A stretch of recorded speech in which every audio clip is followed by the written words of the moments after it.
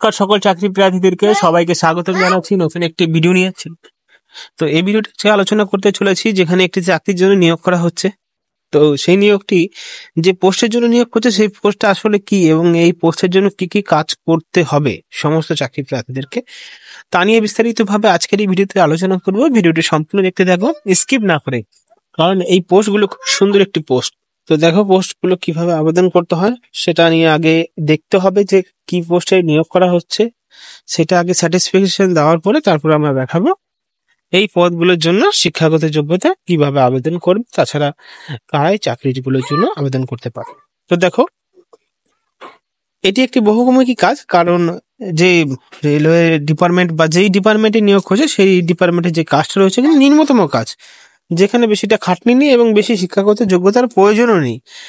সমস্ত চাকরি প্রার্থীরা মিনিমাম এখন সবাই ওই কোয়ালিফিকেশন থাকে, সেই কোয়ালিফিকেশন অনুযায়ী আবেদনটি করতে পারবেন।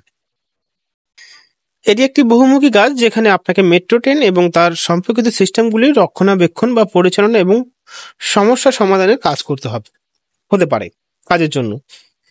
এই কাজে সাধারণত কি কি কাজ করতে হয় দেখুন। ট্রেন রক্ষণাবেক্ষণ, যেমন ট্রেনের বিভিন্ন যন্ত্রাংশ পরীক্ষা করা, ত্রুটি ধরা এবং মেরামত করা।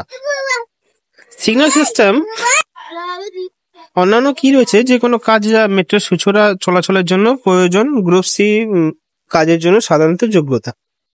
এই যোগ্যতার জন্য, এই চাকরির জন্য যে যোগ্যতা প্রয়োজন সেটা হলো সাধারণত 10ম বা 12 পাস হওয়া প্রয়োজন হতে পারে। কখনো কখনো নির্দিষ্ট ট্রেডে ডিপ্লোমা থাকা প্রয়োজন হতে পারে।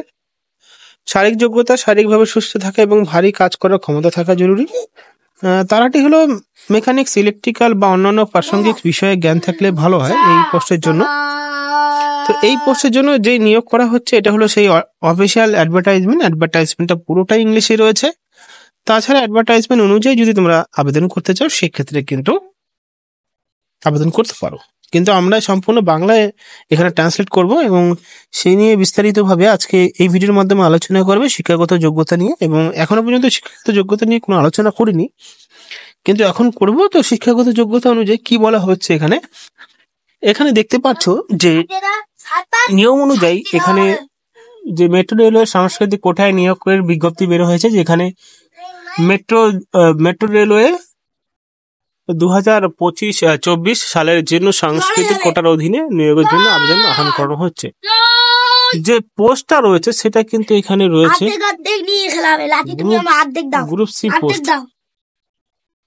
Group C post. এখানে অর্থাৎ বেতন দেওয়া হবে পে ম্যাট্রিক্স এর অনুযায়ী 7 CBC এর লেভেল 2 হিসাবে বেতন।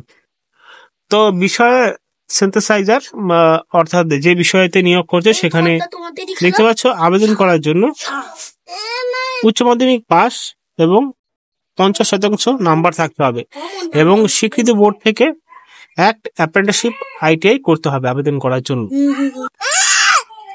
স্বীকৃত বিশ্ববিদ্যালয়ের সংস্থা থেকে সংশ্লিষ্ট বিষয়ে ডিগ্রি, ডিপ্লোমা, সার্টিফিকেট।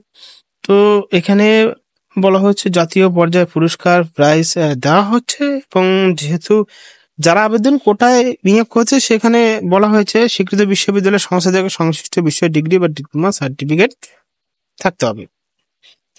আবেদন জমা দেওয়ার তারিখ 31/12/24 থেকে ফেব্রুয়ারি মাসের 7 তারিখ পর্যন্ত চলবে।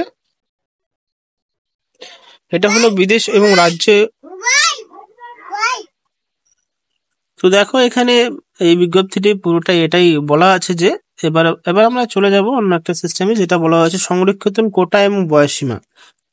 SC/ST যেরকম 5 বছর ছাড় দেওয়া থাকে, OBC-তে সেরকম 3 বছরের ছাড় দেওয়া থাকে। এখানে যে বিষয়ের উপর নির্ভর করছে, অর্থাৎ বিষয় বলতে এখানে যে কোটায় নিয়োগ করছে এখানে দেখতে পারবেন এই কোটার অধীনে শুধুমাত্র বয়সসীমা ছাড় দেওয়া হবে, যা সাধারণ খোলা নিয়োগের ক্ষেত্রে প্রযোজ্য। তবে যদি কোনো প্রার্থী উপরোক্ত কোনো ক্যাটাগরি হওয়ার কারণে কোনো ছাড় পান তবে তাকে সংরক্ষিত রোস্টার পয়েন্টের বিরুদ্ধে নেওয়া হবে। বয়সসীমা 1 জানুয়ারি 2025 তারিখ গণনা হিসাবে 18 থেকে 30, 3 বছর ছাড়, 5 বছরের ছাড় এবং উপরোক্ত প্যারা এখানে বলা হচ্ছে, দেখতে পাচ্ছেন। পরবর্তী যদি চলে যায় আমরা, এখানে অক্ষম ব্যক্তিরা এই পোস্টের জন্য ছাড় পাবে এবং তারাও কিন্তু এই পোস্টগুলোর জন্য আবেদন করতে পারবে। তো এখানে যে পোস্ট নিয়োগ করছে সেটা হলো মেট্রো রেলে নিয়োগ করছে, যেখানে বলা হচ্ছে যে গ্রুপ সি তবলা এবং সাইথেলাইজার অর্থাৎ যারা গানে এবং ইনস্ট্রুমেন্টে যারা বাজায় তাদের জন্য এই ক্যাটাগরিটা, বোঝা গেল? এই ক্যাটাগরি তাদের জন্য রয়েছে এবং তারাই একমাত্র আবেদন করতে পারবে। দেখতে পাচ্ছেন, তবলার জন্য উচ্চ মাধ্যমিক পাশে আবেদন করতে পারবেন, 50% নাম্বার থাকতে হবে, এবং সাইন্থেসাইজারের জন্য মাধ্যমিক পাশে আবেদন করতে পারবেন এবং তাদের ITI সার্টিফিকেট থাকতে হবে। তো বন্ধুরা, ভিডিও শেষ করছি। যদি যারা আবেদন করতে চাও তারা আবেদন করতে পারো। যদি ভালো লাগে বন্ধুর সাথে শেয়ার করো। ধন্যবাদ।